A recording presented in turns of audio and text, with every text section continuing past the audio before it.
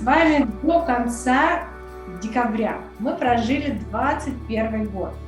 И мы понимаем, что каждый год, в конце года мы делаем ритуал. Да? Мы делаем прощание, подведение неких итогов и как будто бы завершаем некий круг. Да? Но он каждый раз разный. И часто во снах у нас также появляются некие образы, да, такого как будто бы повтора, но в то же время чего-то нового. Все движется, да, есть вот это движение внутри. И так как это очень глубинный архетипический образ, который проявляется, я решила сделать подарок моим подписчикам и пригласить человека, у которого я училась. Много-много лет назад я училась, я была в его группах. Теперь мои коллеги, я рада представить вам Андрея Мажарова. Он аналитический психолог с огромным опытом и так же, как я, очень любит заниматься сновидениями. Он понимает, насколько огромную трансформационную энергию они несут. Будем пить кофе и говорить о сновидениях сегодня, о сновидениях, в котором есть образы круга, колеса, повтора, да, то, что указывает на определенный этап в психике. Расскажи, на что это указывает, как ты внутри терапии обнаруживаешь эти образы, да, куда они могут направлять, потому что часто они же пугают. Вот как раз я хотел сказать, что я прибежал буквально с приема. Конец года – это всегда завершение определенного цикла, годового цикла, и я с клиентами часто обсуждаю их отношение к этой цикличности в жизни. Дело в том, что в юнгенском анализе люди находятся достаточно длительное время. Естественно, что в таком ритме мы подводим какие-то итоги. И вот сегодня очень много было тем, как часто мы заходим на повторяющиеся сценарии, и нам жизнь дает возможность прожить эти сценарии заново, уже с точки зрения нашей большей осознанности, понимания себя, своего бессознательного. Человек вроде заходит на прежний повтор, но он проживает его по-другому. И если мы вдвоем, то есть я и клиент, видим, что да, сценарий повторяется, но он пишет другой конец, он становится более активным в его претворении в жизнь, то это значит есть прогресс. Я слышу, как будто ты говоришь, что есть повтор, да, как колесо, но он может заходить на некую спираль, да, то есть вот правда похоже, но здесь я могу взять разницу, да, я увидеть, что я сделал за год, например, работы в терапии. Пришла такой образ галактики спиралевидной. Окраины галактики – это тот процесс, когда клиенты приходят, или люди, которые вообще начинают смотреть свое бессознательное, они где-то там движутся вот на периферии этой галактики. Постепенно, проходя круг за кругом, мы движемся к центру. Это спираль, и спираль, она, в общем-то, суживается. Когда, например, человеку нужно что-то прожить заново, какое-то переживание, допустим, целый год, то в рамках терапии этот процесс может занять 1 месяц или 1 неделю. А если человек что-то он не смог узнать, познать или испытать, да, то есть, условно, там какой-то мужчина 45-летний, который учился, это я сейчас не о себе, и какие-то чувства не пережил, или он там не занялся каким-то видом спорта, или не путешествовал, и сейчас у него есть шанс пуститься в это путешествие, пуститься в этот спорт, но он же не будет это осуществлять в течение многих лет. Ему достаточно попробовать то, что он раньше не сделал. И таким образом его длительность, его опыта, она очень сильно сокращается. И это достаточно быстро. Когда человек что-то осознает, он говорит: ой, боже мой, да что же, мне надо все вот это вот заново. Я говорю: нет, это будет очень быстро, потому что вы уже находитесь ближе к центру этой галактики. А теперь покажи на любом примере, как это видно в сновидениях, что появляется, когда начинается вот какая-то тема возвращаться из прошлого для того, чтобы быть встроенной в вот эту целостную картину. Нарциссическая тематика. И как вы знаете, что нарциссическая тематика – это когда в душе человека проживаются сюжеты, похожие на классический миф о нарциссе. То есть человек, который очень сильно зациклен на себе, влюблен в себя, и он вступает в специфические отношения с миром. Его проблема заключается в том, как правильно построить отношения с близкими, избежать чрезмерной идеализации. И вот в этом процессе он развивается. У такой динамики нарциссической очень часто, как и в метафорическом смысле, вот этот дракон, кусающий собственный хвост, или змей, кусающий собственный хвост, мы видим вот этот ураборический повторяющийся процесс. И в сновидениях бывает у таких вот клиентов появляются именно образы чертова колеса, карусели, образы того, что, например, человек может где-то на лодке вроде плыть по реке, но ему кажется, что он снова и снова возвращается в одно и то же место. Есть еще такие водовороты, такие, знаете, события, когда человек видит повторяющийся сон, где он, допустим, ну, условно идет в магазин, потом он заходит к какому-то другу или подруге и заново в магазин. И то есть вот такое вот зацикливание.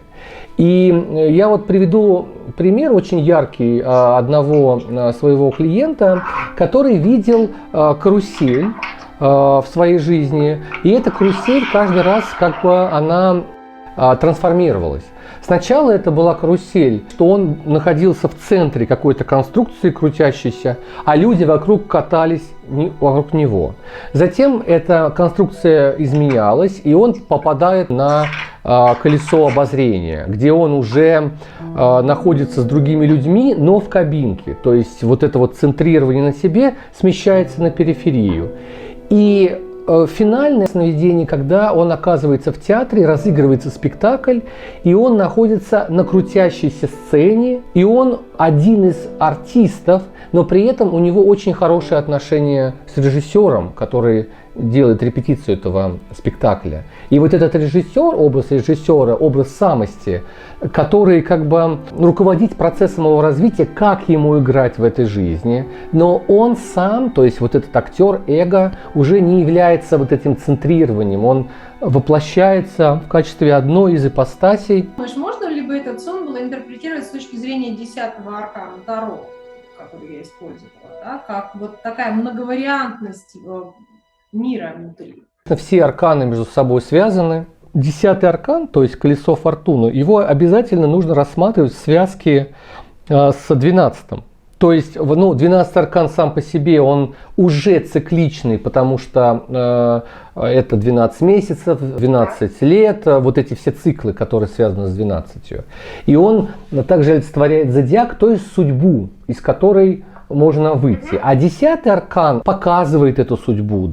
Он показывает, что в мире есть верх-низ, есть добро и зло, есть Бог и дьявол, есть бессознательное, то есть нижняя часть круга, и верхняя часть сознания. То есть он такой очень целостный и, я имею в виду 10-й аркан, очень целостный и нейтральный. Почему он нейтральный? Потому что человек, который в этих энергиях находится, он понимает, что везде есть цикл, везде есть процесс перехода с белого на черный, сверх, вниз и так далее. И когда он постигает вот эти все естественные движения этого колеса, он гораздо более открытый и, скажем так, спокойнее воспринимает смены этих циклов. То есть у него не посещает вот это чувство, что ой, опять эта черная полоса наступила, и она никогда не закончится. Нет, если у тебя есть опыт цикличности, ты понимаешь, да, сейчас тяжело,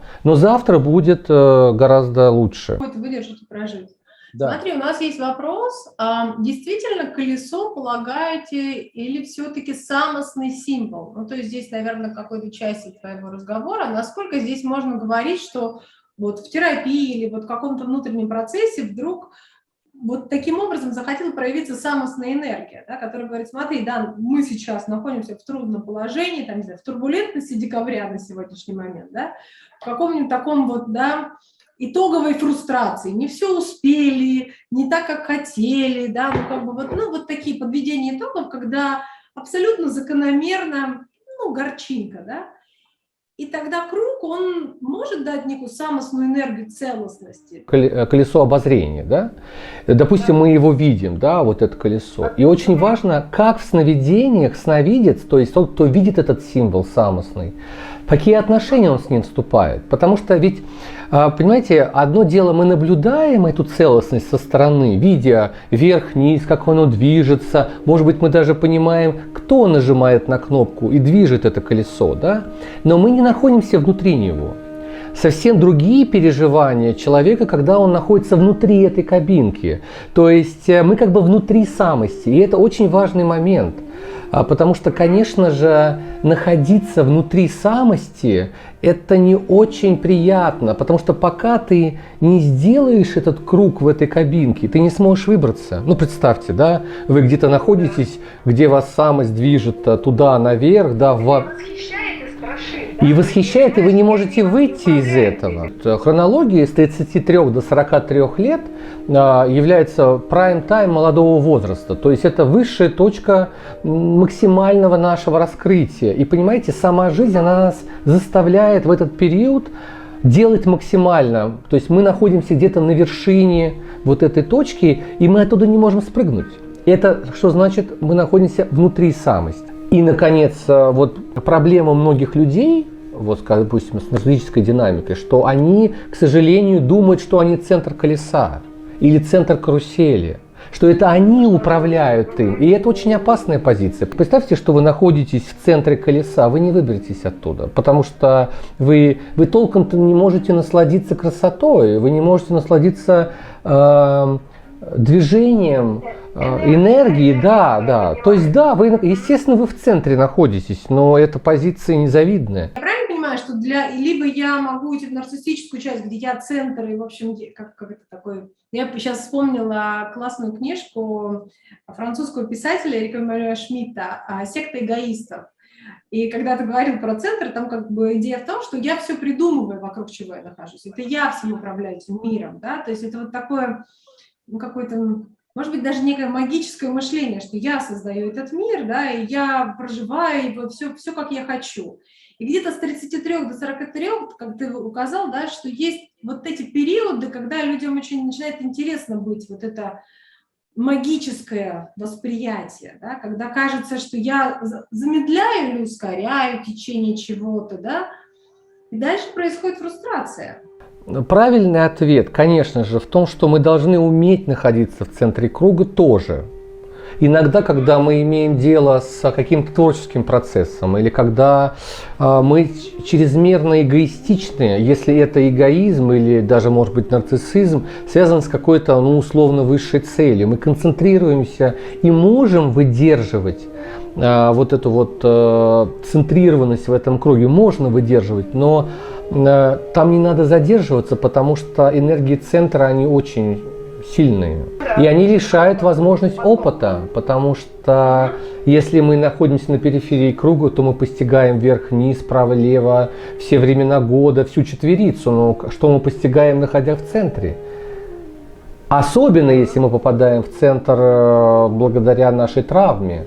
Как тогда травма становится вот этим даром, да, когда самость начинает помогать выйти из травматического опыта, да, взять опыт и увидеть, обозреть все это, да, чтобы собрать. Процесс опыта, безопасного опыта для многих людей, потому что многим людям кажется, что если они находятся в центре круга, то это самая безопасная позиция. Да? Вот опыт проживания того, что ты внизу, то есть ты лишен энергии, или ты находишься в дефицитарной позиции, или ты наверху, и тогда там вокруг фанфары, но и это надо тоже пережить и в какой-то момент даже отказаться.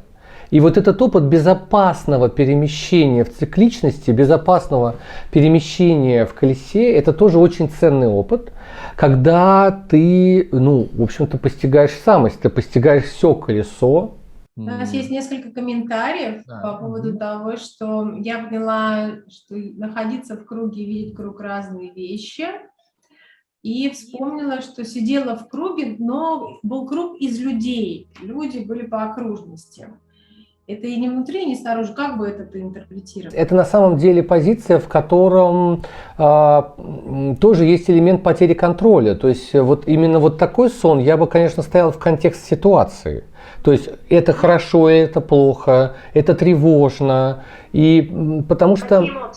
Да, то есть какие эмоции, какие чувства, и самое главное, каково это.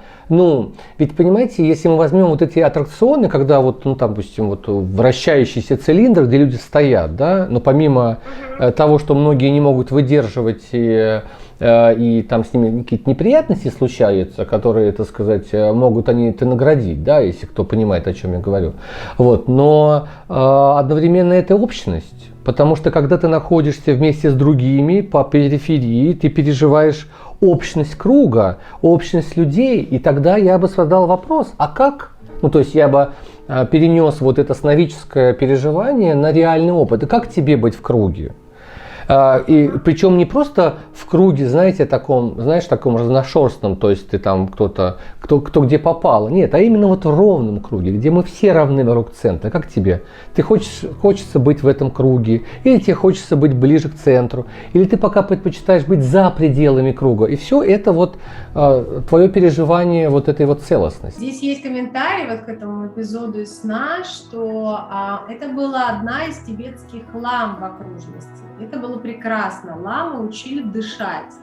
Это было при тревожном расстройстве, было крайне целебно. Сон доказывает универсальность этих образов. Если человек получает опыт определенного образа, определенного символа, который он, допустим, видит во время медитации, он видит этот символ во время сна, он наталкивается на него в каком-то храме, и все это соединяется в некое общее переживание, то это и есть способ доказательства бытия психического, то, что оно существует, потому что многие процессы невозможно сыграть, их невозможно выдумать, они случаются. Я бы назвал это многомерным опытом. Слушай, вот мы когда говорим сейчас о круге, мы же как бы вторично говорим о времени. Да? Ну, то есть вот первый круг – это еще и часы. Так. Да? Ну, то есть как бы мы попадаем вот в эту часть. Я сейчас вспомнила, когда училась, что есть момент, когда вот мы живем, мы там где-то 12, час, 2, 3, где-то на 4-5 мы уже начинаем думать, кто нам поможет, искать терапевта, чтобы пройти вот это 6-7, да? Самое темное состояние внутри, там, кризисы какие-то внутренние, либо взросление, либо, ну, вот это вот все. То есть ты имеешь в виду, когда мы начинаем снова подниматься с нижней точки, правильно? Да. Это и вот здесь, да, как тебе кажется, как наше бессознательное, вот я думаю, этими образами помогает нам, вот как этот сон, да, он меня очень вдохновил тем, что, смотри, ты сейчас в тревоге, эго находится в тревоге, тревожное расстройство, да, но я тебя исцеляю этим образом. Да, я тебя внутри как бы научу дышать. Перед тревогой первое, что нужно сесть и подышать, да, что все пройдет, все можно прожить дальше. Да, и тогда как бы вот в этот момент сны являются таким целебной энергией внутри, да, которая начинает говорить, да, сейчас трудно, и сейчас как бы надо выдержать это, ты пройдешь. Целительная сила образов, которые мы видим в сновидениях, она, конечно, прямо пропорциональна тому эффекту, который они оказывают на человека. Если мы сталкиваемся с аутентичным символом, то он долгое время дает свою энергию, оно очень долгое время и воздействует на нашу психику. Когда ты говоришь про это, я вспомнила, что слово «целительный» – это еще слово «целый», а «целый» – это круглый. Да? Ну, то есть, когда психика берет и говорит, ты не знаешь о себе этого, но я как бы тебе покажу, и ты снова станешь целым. Да? Ты как минимум во сне возьмешь это мироощущение, чтобы уже в реальности, его удерживая, продержаться, пока происходит что-то. Ну, например, там, декабрь, да, когда у всех это такая... момент, я думала, какой образ, да, это когда вот почти, но еще не совсем, и я знаю, что не соединится, да, пойдет дальше, да, начнется 22 год. И вот этот момент, я не знаю как, но энергетически это ощущается, как будто бьют куранты, как будто, да, мы вот, в общем, смогли пройти этот момент. Но всегда очень много тревожности, всегда хочется какой-то революции, хочется как-то избавиться, потому что эго не выдерживает напряжение без поддержки. Да, ну, как бы кажется, ну, вот в этот раз точно не смогу, да, вот, или там фрустрируюсь от чего-то. И если идти вот за этими повторами, да, расскажи еще о циклах вот этих внутренних. Как они проявляются во снах, как они начинают предупреждать о том, что смотри, ты вот сейчас вот идешь вот по этой карусельке обозрения вниз. У нас есть такой ценный образный ряд, это алхимический образный ряд. Мы знаем, что цикл – это круг, мы знаем, что целостность – это круг, но мы не всегда находимся в той позиции, когда мы можем это все объять целиком. Мы находимся иногда в неком процессе. Конечно, целостность познается через частности, частные противоположности. Мы, допустим, имеем сублимативный процесс, то есть наша энергия имеет верх, а потом мы имеем коагуляцию, то есть ниспадение вниз энергии, ну мы можем сказать, что это регресс, да, то как раз-таки повторение хотя бы на 2 такта вот этого процесса уже порождает колесо, уже порождает цикличность. Нам нужно как бы держать такую двойственность. Конечно, цикличность – это круг, но иногда мы переживаем его как возможность выдерживать противоположности. Вот почему там уникальность юнгианского анализа, да и вообще длительной терапии заключается в том, что только в очень растянутом промежутке времени мы можем увидеть какие-то закономерности. Немножечко отошли, да, для того, чтобы увидеть со стороны. Да? Эго укрепилось для того, чтобы взять вот эту целостную картину. Когда у нас есть под рукой постоянный процесс, если, ну, чтобы не зациклиться на верхней и низе, у нас есть внутреннее и внешнее. Самым простым это, конечно, наша вот эта флуктуация или колебание между позицией интровертной и экстравертной. То есть есть периоды, когда нам хочется закрыться, и все процессы уходят внутрь, и мы находимся в интровертной позиции. Это касается и экстравертов, и интровертов. Да? И те, кто выходит вовне, это период, когда мы расширяемся. Да? Самость выходит вовне и показывает, вот посмотри, посмотри, что ты хочешь показать миру. Там, и так. Что ты чувствуешь в общем таком, твое ощущение цикличности 2021 года, да, как символичной, да, такой части, и какие у тебя пожелания, да, чтобы как бы нашим подписчикам дать надежду, что мы все это можем прожить. Есть очень много шансов. За последние вот эти, я бы сказал, постпандемическое время, вернее, пандемическое время, до пост мы еще не дошли, мы имеем опыт того, что мы можем выживать в таких условиях, мы имеем опыт, что мы можем творить в таких условиях, мы можем заниматься, развиваться, учиться. И мы видим вот эту цикличность, то есть у нас сейчас уже эта цикличность присутствует в разных странах по-разному, да, то есть открывают, закрывают, открывают, закрывают. В конце концов, наше первичное восприятие этой проблемы, оно очень сильно изменилось. Мы уже помним, что мы из этого цикла выходили. И да, конечно, люди, которые анализируют ситуацию, они говорят, что там следующий год не будет окончанием пандемии, но люди по-другому к этому относятся, потому что они помнят, что это все циклично, и это тоже закончится. Очень много образов показано на символическом уровне, да, которые узнаешь буквально, и вспоминаешь, что у меня тоже это было, и мне такое снилось, либо похожее, и это дает то ощущение, что это можно прожить. Да? Ну, то есть как бы не только со мной, не только мне снится, там, не знаю, колесо обозрения, не только мне снятся какие-нибудь там круги, да, то узнавая свои образы в снах, да, я понимаю, что я присоединяюсь к архетипическим образам, а это значит, что нечто большее во мне помогает мне стать целостной, да, и прожить свой настоящий сон.